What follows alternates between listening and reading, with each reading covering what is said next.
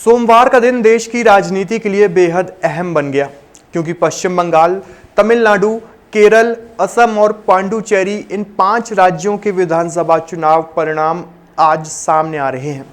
सुबह 8 बजे postal ballot की गिनती पूरी होने के बाद अब ईवीएम की काउंटिंग जारी है और धीरे धीरे सभी राज्यों से रुझान आने लगे हैं। शुरुआती ट्रेंड्स में जहां कुछ राज्यों में एक तरफा तस्वीर उभरती दिख रही है, वहीं बंगाल में भारतीय जनता पार्टी के चौंकाने वाले आंकड़े सामने आ रहे हैं। इस बार चुनावी मैदान में देश भर के दिग्गज नेताओं ने जोरदार प्रचार किया, लेकिन खास बात यह रही कि मध्य प्रदेश के नेताओं ने भी इन चुनावों में अहम भूमिका निभाई। डॉक्टर मोहन यादव जो मुख्यमंत्री हैं, शिवराज सिंह चौहान और ज्योतिरादित्य सिंधिया जैसे बड़े चेहरों को भारतीय जनता पार्टी ने स्टार प्रचारक के रूप में उतारा। इन नेताओं ने न सिर्फ जनसभाएं की, बल्कि रणनीतिक सीटों पर जाकर संगठन को मजबूती देने का काम भी किया। पश्चिम बंगाल में जिन सीटों पर मुख्यमंत्री मोहन यादव ने प्रचार किया था, वहां शुरुआती रुझानों में भारतीय जनता पार्टी को बढ़त मिलती दिखाई दे रही है। उन्होंने बांकुरा, मेदिनीपुर, खड़गपुर सदर और कोलकाता के कमरहाटी जैसे इलाकों में जनसभाएं और डोर टू डोर कैंपेन किया था। खास तौर पर कमरहाटी में उन्होंने भारतीय जनता पार्टी प्रत्याशी के समर्थन में घर जाकर संपर्क साधा। इसके अलावा उन्होंने बांकुरा जिले में बड़ी सभाओं को संबोधित कर माहौल बनाने की कोशिश की थी, जिसका असर अब शुरुआती ट्रेंड्स में नजर आता दिख रहा है। वहीं बंगाल में कुल 294 सीटों पर मतदान हुआ था, जिसमें 23 अप्रैल को पहले चरण में 152 सीटों पर और 29 अप्रैल को दूसरे चरण में 142 सीटों पर वोट डाले गए थे। एक सीट पर पुनर्मतदान के कारण 293 सीटों के नतीजे आज आ रहे हैं। शुरुआती रुझानों में भारतीय जनता पार्टी और तृणमूल कांग्रेस के बीच कड़ी टक्कर देखने को मिल रही है। कई सीटों पर कभी भाजपा तो कभी टीएमसी आगे निकलती नजर आ रही है। भवानीपुर सीट, जहां ममता बनर्जी और शुवेंदु अधिकारी के बीच मुकाबला है, वहां भी रुझान लगातार बदलते दिख रहे हैं। असम की बात करें तो यहां मध्य प्रदेश के नेताओं के प्रचार का असर ज्यादा साफ नजर आ रहा है। शिवराज सिंह चौहान और ज्योतिरादित्य सिंधिया ने असम में कई रैलियां और रोड शो किए थे। 126 सीटों वाली असम विधानसभा में 9 अप्रैल को मतदान हुआ था और शुरुआती रुझानों में भारतीय जनता पार्टी को एक तरफा बढ़त मिलती दिख रही है।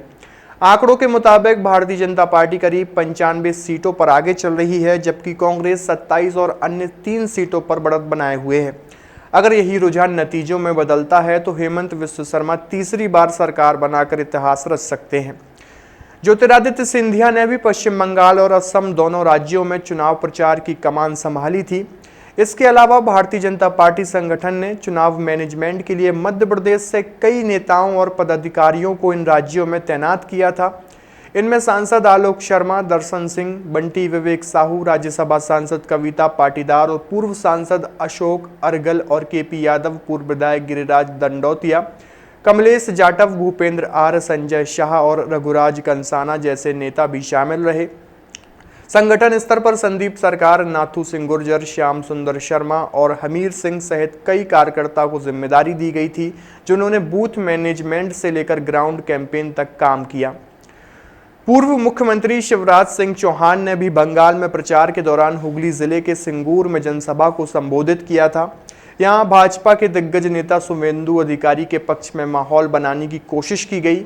इसके अलावा संदेश खाली में उन्होंने गुरुदेव रविंद्रनाथ टैगोर और बंकिम चंद्र चट्टोपाध्याय जैसे महापुरुषों का जिक्र करते हुए सांस्कृतिक और वैचारिक मुद्दों को भी उठाया। तमिलनाडु में भी मुख्यमंत्री मोहन यादव ने सक्रिय प्रचार किया। उन्होंने नमक्कल, तिरुपुर, रासीपुरम और कोयम्बतूर नॉर्थ जैसे इलाकों में जाकर भारतीय जनता पार्टी के प्रत्याशियों के वोट मांगे।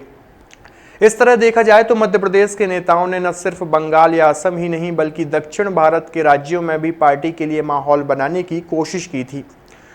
कुल मिलाकर 5 राज्यों के चुनाव परिणामों पर पूरे देश की नजर बनी हुई है, लेकिन एक खास पहलू यह भी है कि मध्य प्रदेश के नेताओं की सक्रियता और उनके प्रचार का असर कई सीटों पर शुरुआती रुझानों में दिखाई दे रहा है। अब देखना यह होगा कि रुझान नतीजों में कितना बदलते हैं और क्या भारतीय जनता पार्टी इन राज्यों में अपने चुनावी अभियान को जीत में तब्दील कर पाती है या नहीं। आपकी इस पूरी खबर को लेकर क्या राय है, कमेंट बॉक्स में अपनी प्रतिक्रिया जरूर दीजिए। शुक्रिया।